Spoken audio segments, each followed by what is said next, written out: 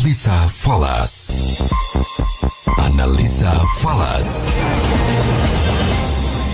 Oke, mitra bisnis, kita masuki sesi analisa falas, dan untuk itu saya Benny Rahmadi akan berbincang bersama dengan trader dan analis pasar uang Bapak Rioli. Selamat sore Pak Rio. Selamat sore Mas Benny. Oke, baik Pak Rioli. Hari ini sampai dengan hari ini indeks dolar masih bergerak di kisaran angka 103 nih Pak ya. Dan ya nggak bergeraknya juga nggak jauh-jauh amat begitu Pak.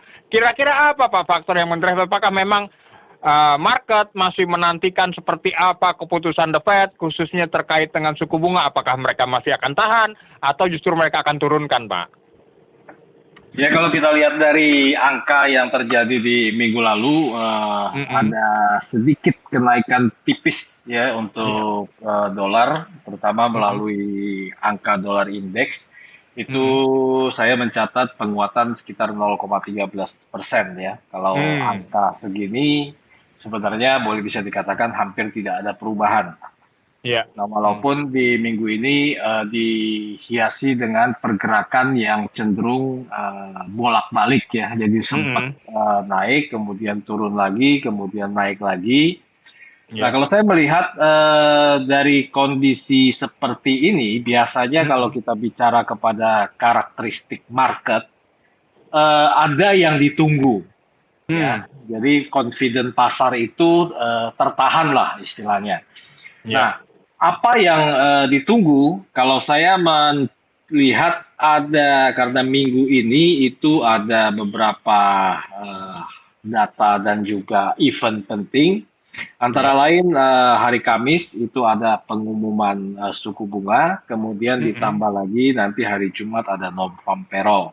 Ya. Nah, kalau kita lihat perjalanan dari sebelumnya, ada kecenderungan memang dolar ini sesuai yang saya ada sampaikan, itu ada potensi untuk menguat, ya. Betul, Pak.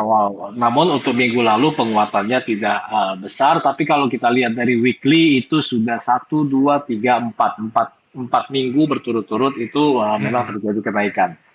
Nah, kenaikan kemarin ini didukung oleh, seperti juga saya sampaikan, ada beberapa data yang memang mendukung untuk penguatan US dollar, diikuti dengan beberapa kondisi rilis data ekonomi di negara lain tidak begitu bagus. Iya. Ya. Nah, namun di minggu lalu kita tahu ada satu data yang dirilis di Amerika, yaitu GDP. Ya. Nah, GDP di Amerika kemarin itu mencatatkan ada angka penurunan yang menurut saya cukup signifikan, ya. Dari sebelumnya GDP Amerika itu ada di angka 4,9%, kemudian turun menjadi 3,3%. Ya, saya kira ini salah satu faktor yang membuat market sedikit tertahan gitu loh. Nah, artinya mungkin para pelaku pasar ini ingin melihat dulu kenapa GDP Amerika bisa turun, ya, walaupun memang proyeksinya turun, ya, dan proyeksinya adalah 2,0%, kemudian aktualnya adalah di 3,3.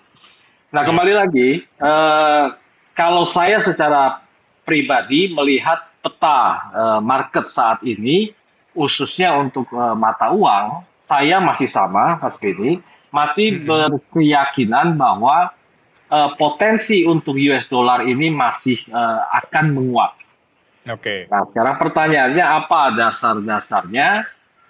Ya, seperti saya bilang tadi, ada hampir sudah beberapa minggu, hampir seluruh data pendukung di perekonomian Amerika ini cukup bagus, sehingga ini bisa menjadi satu reason untuk kenapa dolar itu menguat. Nah, namun penguatan ini mungkin kita akan menunggu sampai di minggu ini. Saya pikir minggu ini masih sama. Ya, minggu ini masih akan terjadi pergerakan yang cenderung stagnan atau sideways sampai dengan nanti pengumuman di hari Kamis. Iya. Ya, jadi para pelaku Kamis dini hari ya, jadi hari Kamis dini hari, betul Pak. Rabu malam. Nah, jadi pelaku pasar kalau misalnya tidak nyaman dengan situasi ini bisa sementara adalah skip dulu untuk US dollar sambil menunggu. Tapi kalau menurut saya dengan melihat data yang sudah terjadi, saya secara personal masih cukup confident bahwa US dollar ini masih punya potensi untuk menguat. Oke. Baik, sembari kita menanti sampai dengan hari Kamis nanti, Kamis dini hari nanti, tampaknya masih ada beberapa data-data ekonomi Amerika yang akan diumumkan. Paling tidak Selasa besok ada CB Consumer Confidence, lalu juga ada data job opening, lalu kalau tidak salah juga hari Rabu ada ADP Non-Farm Employment Change. Nah, itu apakah akan berpengaruh juga buat pergerakan market, Pak? Saya pikir akan berpengaruh, tapi tetap saya kira bukan sangat pengaruh mayor. Tetap orang akan menunggu apa statement dari The Fed terkait dengan suku bunga, terkait dengan bagaimana proyeksi ke depan, juga yang dikaitkan dengan masalah suku bunga. Saya kira market akan cenderung akan menunggu ke sana. Ya, jadi kalaupun ada gejolak pada saat rilis data nanti, saya pikir ini adalah biasa lah, ya akan ada sedikit volatilitas yang terjadi. Tapi menurut saya dua data previous sebelum hari Kamis itu bukanlah satu data dominan, ya.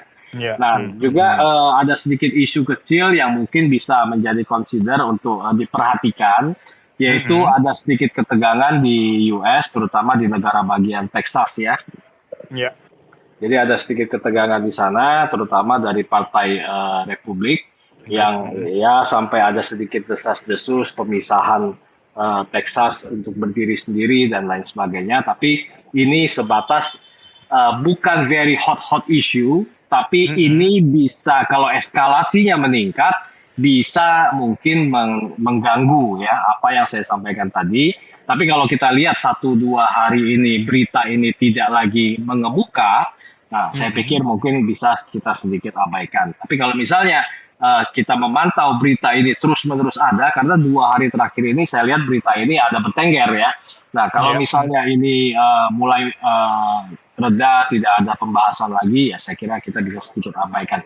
Tapi silakan dipantau terus menurut saya. Oke, kalau dari kacamata Pak Rioli sendiri, pairing mata uang apa Pak yang menarik untuk dicermati sepanjang pekan ini paling tidak? Ya, kalau dikaitkan dengan US dollar, saya mungkin akan memilih lawannya adalah New Zealand. Ya, kenapa? Karena New Zealand minggu lalu itu dilaporkan data inflasinya itu turun ya. Nah, artinya mungkin ini bisa menjadi salah satu mata uang yang demand-nya akan sedikit berkurang, dan juga kalau kita runut ke belakang lagi beberapa data terakhir di New Zealand juga tidak menunjukkan ada data positif. Artinya bisa ini dimanfaatkan New Zealand US dollar untuk sell, atau kalau kita mau skip New Zealand US-nya mungkin ya tinggal dicari apa yang menjadi pasangan New Zealand yang bagus untuk dimanfaatkan. Saya pikir mungkin bisa juga dengan Aussie cenderung stabil ya. Artinya AUD NZD, Australian dollar terhadap New Zealand dollar, itu mungkin bisa melakukan action untuk buy dikit-dikit saya pikir. Oke, terakhir Pak, untuk SAU atau gold sendiri gimana Bapak melihatnya Pak? Ya, XAU kalau Mas Fedi juga masih ingat, minggu lalu saya juga ada sampaikan bahwa ada kemungkinan XAU ini ke samping ya, karena ada faktor tarik-menarik tadi ya. Iya. Nah, kedepannya bagaimana? Masih sama, mungkin karena XAU ini terpengaruh kepada US dollar, tetap akan market akan cenderung menunggu sampai kepada hari Kamis. Namun kalau itu kita sedikit abaikan dan melihat XAU berdiri sendiri, maka saya lebih condong adalah XAU untuk buy. Ya. Apa reasonnya? Kalau kita lihat untuk sebagai safe haven, XAU USD ini mungkin sekarang agak ada sedikit dilirik. Nah, kalau ditanya kepada saya apa yang menjadi dasar pertimbangan itu, Kita lihat yang di China, ya di China itu Hong Kong itu ada court di Hong Kong ya, pengadilan di Hong Kong itu menuntut untuk likuidasi salah satu perusahaan raksasa properti di China yaitu Evergrande, ya yang beberapa kalau nggak salah tahun lalu atau 2 tahun lalu itu juga sempat bermasalah kan. Nah, hutangnya sudah begitu banyak. Nah, yang kita khawatirkan adalah efek dominonya kalau ini terjadi. Ya, itu yang pertama. Kemudian yang kedua, Thailand juga kemarin mengumumkan bahwa negara mereka perekonomiannya sedang dalam kondisi resesi. Ya, banyak hutang properti yang nunggak. Nah, saya pikir walaupun ini skalanya di Asia Tenggara, tapi sekali lagi, kalau kita bicara ekonomi secara global, karena ini sudah sifatnya globalisasi, maka efek-efek domino itu sedikit mungkin bisa terjadi. Dan dikaitkan dengan gold, saya lebih condong untuk buy gold. Tapi kalau bicara strateginya, seperti biasa, karakteristik gold saya lebih suka jika ada penurunan sekitar $20 per troy ounce. Nah, di titik itu saya pikir kita bisa coba untuk melakukan buy gold. Oke, jadi kita tunggu koreksi dulu dari posisi yang paling tidak sekarang ini ada di 2030 sampai dengan 2029. Kita tunggu turun lagi nih Pak ya? Betul, oke. Baik kalau begitu Pak Rioli, terima kasih Pak atas informasi berharga yang telah Bapak sampaikan. Sukses terus untuk Pak Rioli dan juga investasi Bapak ke depan pastinya ya Pak. Iya, terima kasih sama-sama. Mitra bisnis, segala bentuk investasi memiliki resiko. Untuk itu mitra bisnis, pahami resikonya sebelum berinvestasi. Jadilah investor yang bijak.